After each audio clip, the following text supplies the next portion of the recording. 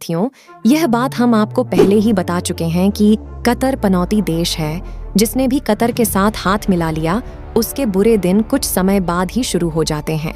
यकीन मानिए, आज हम आपके लिए एक ऐसी खबर सामने लेकर आए हैं जिसको सुनने के बाद आपको बहुत खुशी मिलने वाली है, क्योंकि पाकिस्तान ही वह देश है जिसने कतर के साथ मिलकर के भारतीय नेवी ऑफिसर को फांसी की सजा सुनाई है।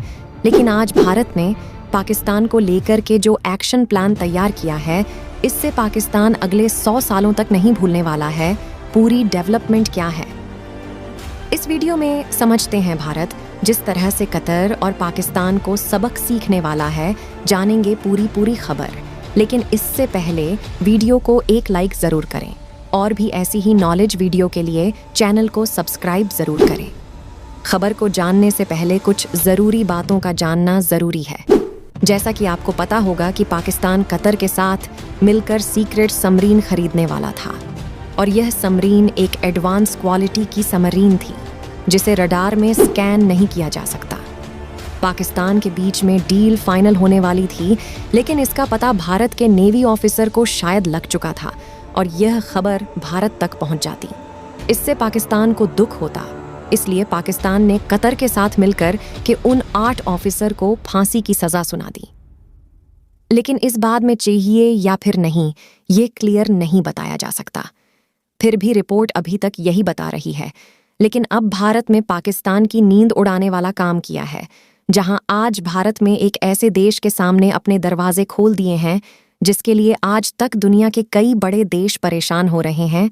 और इंटरेस्टिंग चीज़ ये है कि भारत में जिस देश को इनवाइट किया है, ये पाकिस्तान का काफ़ी बड़ा डिफेंस पार्टनर रहा है। दोस्तों, हम बात कर रहे हैं स्वीडन की, और आप यकीन मानिए कुछ समय बाद स्वीडन भी अपने डिफेंस इक्विपमेंट पाकिस्तान को बेचना बंद कर देगा।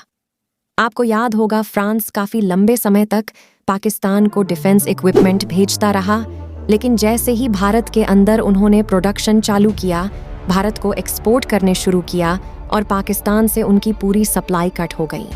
और इस बार स्वीडन के साथ भी कुछ ऐसा होने वाला है, जहां कुछ दिनों पहले यह खबर सामने निकल कर आई है कि भारत में पहली बार FD यानी कि foreign direct investment defence sector में आलो करती है, वह भी 100%। और सबसे पहले यह इन्वेस्टमेंट प्लान दिया गया है स्वीडन की कंपनी को, जो भारत के अंदर रॉकेट मैन्युफैक्चर करने वाली है। जहां अभी तक भारत में 70% FD डिफेंस सेक्टर में अलाउड था, वह भी ऑटोमेटिक रूट से, लेकिन अब इसे 100% किया जा रहा है।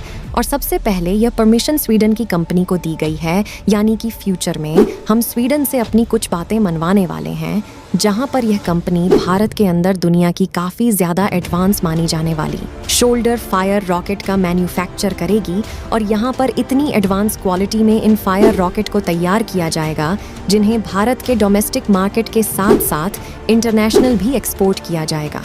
और अगर अमेरिका, यूरोप की बात करें, तो यहाँ पर इन रॉकेट का बड़े स्केल पर इस्तेमाल किया जाता है, यानी कि मार्केट के अंदर पोटेंशियल बहुत ज़्यादा है।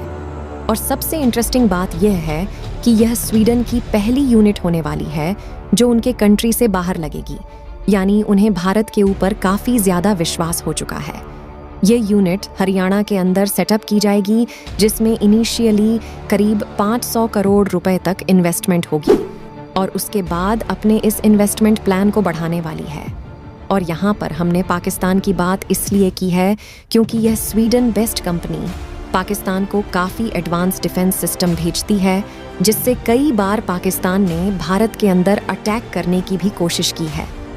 लेकिन जब यह कंपनी भारत में डिफेंस रॉकेट को मैन्युफैक्चरिंग करने का काम करेगी, तो इससे पाकिस्तान को काफ़ी बड़ा नुकसान होने वाला है, क्योंकि इससे पाकिस्तान को डिफेंस रॉकेट एक्सपोर्ट नहीं किया जाएगा। भारतीय नौसेना के अधिकारियों को मौत की सज़ा सुनाने वाले कतर पर भारतीय शिकंजा करने लगा है, और कतर को भारत से 57,000 करोड़ रुपए चोरी करने में भी दोषी पाया जा चुका है। अपने आप को हमास का हितैषी बताने वाला कतर आखिर में चिंदी चोर निकला, क्योंकि भारत से पाई चुराकर कतर करोड़ों रुपए अपनी जेब में भर चुका है। भारत अभी तक शांत था, लेकिन इस बार कतर को दुनिया के सामने जलील करने की कोई भी कसर भारतीय सरकार नहीं छोड़ने वाली। भारत जरूरी बैंक चैनल से अपने नागरिकों को कतर से निकालने की कोशिश कर रहा है, लेकिन साथ ही साथ दुनिया के सामने कतर का असली चेहरा भी सामने निकल कर आ रहा है। चोरी की खबर के बाद कतर में छापेमारी शुरू हो चुकी है और शुरुआती खबरों के मुताबिक कतर पर 57,000 करोड़ रुपए चोरी करने का आरोप लगा है। ये इतनी बड़ी खबर है कि अगर कतर की वजह से एक खरोच भी भारतीय नागरिकों को आई तो भारत आने वाले कई सालों तक कतर को भूखा मारने के लिए तैयार है। दरअसल जब भी इंटरनेशनल एयरलाइंस भारत में ऑपरेट करती है तो एयरलाइंस को कुछ चार्ज भारतीय सरकार को देने होते हैं। चार्ज जैसे कि लीज रेंटल करू चार्ज और फ्यूल चार्ज।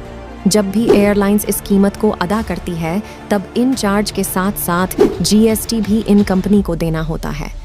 कतर ने एयरवेज के इसी जीएसटी को बचाने के लिए एक नया हथकंडा अपनाया है। इन सभी चार्ज और जीएसटी को कतर एयरवेज की भारतीय ब्रांच को देना होता है, लेकिन पिछले कई सालों से कतर एयरवेज अपने कतर में वेस्ट हेडक्वार्टर से चार्ज का भुगतान कर रही थी। ऐसा इसलिए क्योंकि अगर उनकी भारतीय ब्रांड इस पेज को भरती तो इन्हें जीएसटी देना पड़ता, और क्योंकि पैसा डायरेक्टली कतर से आ रहा है इसलिए इस पर किसी भी तरह का कोई टैक्स एप्लीकेबल नहीं होता। आपको बता दें कि दुनिया में अरब देशों को डेवलप और काफ़ी अमीर देश की लिस्ट में गिना जाता है, लेकिन इस टैक्स चोरी के मामले में सभी अरब देशों की एयरलाइंस का नाम सामने आया है, जैसे कि Emirates, Saudi airlines, air Arabia और उमा कॉन्फिडेंस नहीं माना जाता, क्योंकि जब भारत के नागरिकों की जान खतरे में है तब भारत ने स्पीड एक्शन लिया है।